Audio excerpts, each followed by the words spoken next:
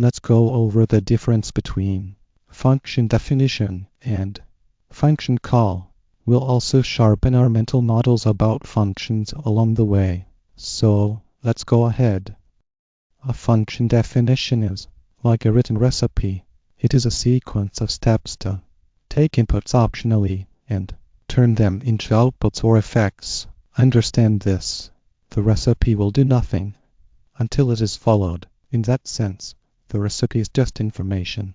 Its effects are not seen until you put it into action. Right. For example, there are two function definitions, cut and mix. They are like two recipes. The recipe cut has one step, to print chop chop. The recipe mix also has one step, to print wire. But just defining doesn't do anything yet. So now we have these recipes. How do we actually take the steps in the recipe? That's what the function call is for. A function call executes the steps in your recipe. Let's call these functions now. Here I'm calling mix, then cut, mix again. The call to mix prints wire. Then the call to cut prints chop chop.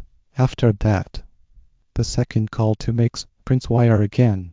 So the output is wire followed by chop chop on the next line and finally wire on the third line. Summarizing the important points, definition is like a recipe. It has the steps but doesn't do anything. Call to function is like cooking the dish as per the specified recipe. You must have the definition before the call. You can't cook a recipe unless the recipe exists. You can call functions in any order. You can call your functions multiple times too. That was it. Thanks for watching. I hope this was helpful.